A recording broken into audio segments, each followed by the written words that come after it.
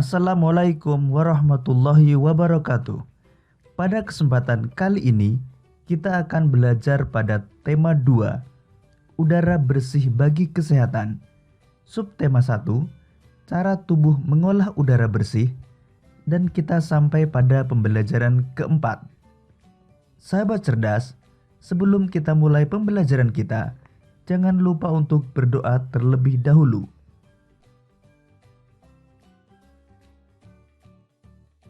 Ada bermacam-macam jenis usaha yang memanfaatkan sumber daya alam, seperti pertanian, perkebunan, kehutanan, perikanan, dan bertambangan.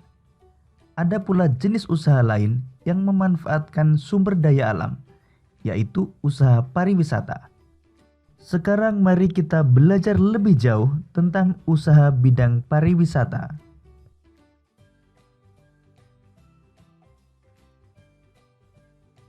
Melihat jejak Merapi di Kali Adem. Kali Adem terletak di lereng Gunung Merapi di Yogyakarta. Dahulu tempat ini terkenal sebagai lokasi perkemahan yang asri. Fasilitas di areal wisata Kali Adem dahulu cukup komplit. Ada pendopo, gedung pertemuan, kios-kios, warung, gardu pandang, lapangan untuk perkemahan, toilet, dan sebagainya. Akan tetapi, setelah Merapi meletus pada bulan Juni 2006, sebagian besar fasilitas itu lenyap terkubur lahar.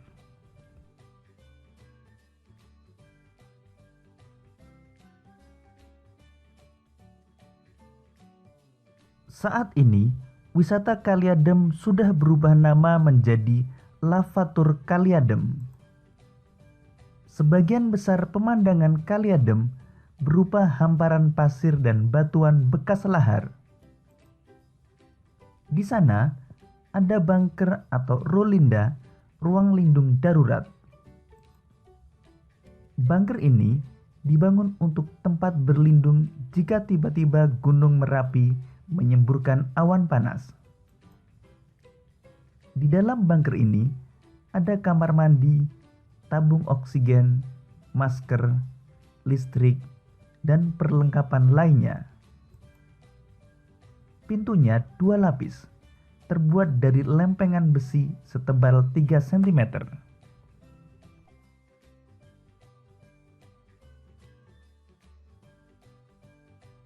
Sahabat cerdas, berdasarkan bacaan melihat jejak Merapi di Kali Adem, coba buatlah kalimat tanya dengan menggunakan kata tanya apa, di mana, dan bagaimana. Kata tanya apa digunakan untuk menanyakan benda, keadaan, atau perbuatan.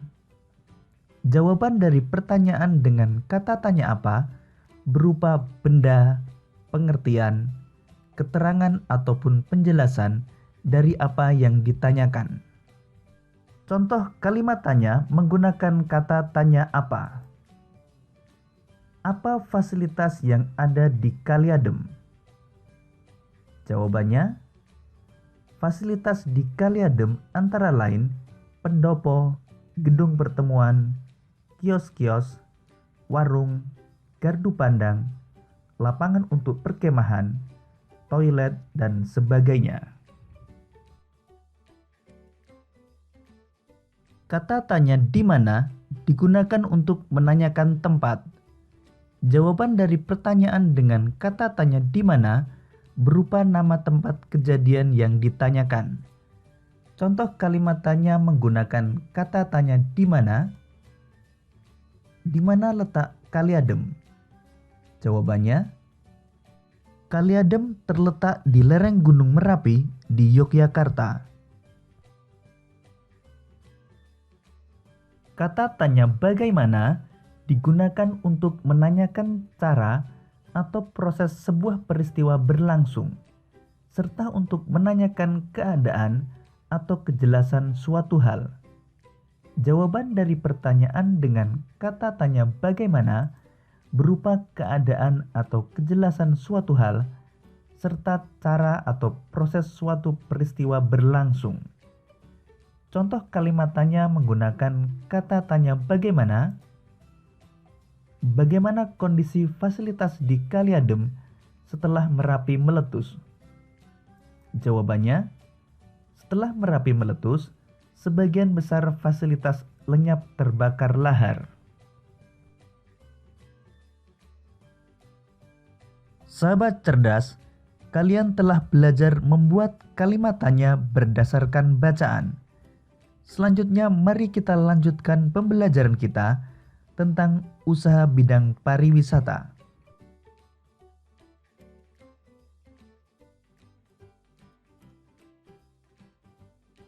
Jenis usaha pariwisata merupakan usaha di bidang jasa.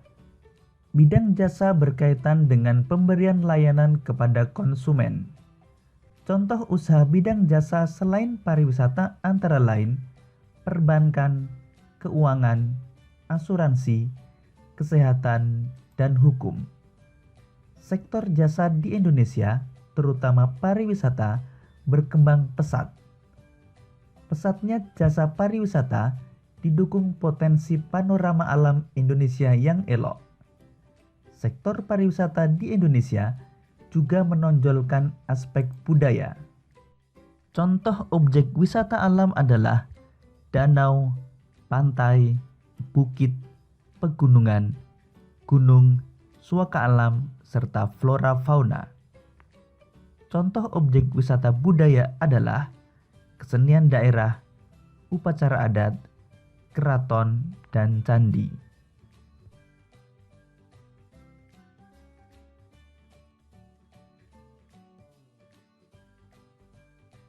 Berkembangnya sektor pariwisata menumbuhkan usaha-usaha penunjang jasa pariwisata.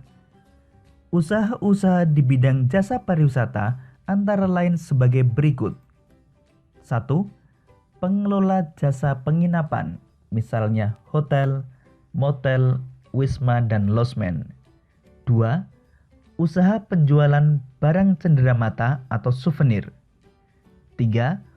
Penyedia jasa pemandu wisata atau tour guide. 4. Penyedia jasa pariwisata dan transportasi atau tour and travel. Demikian pembelajaran kita pada tema 2, subtema 1, dan pembelajaran keempat. Sampai jumpa pada pembelajaran berikutnya. Tetap semangat dan selamat belajar.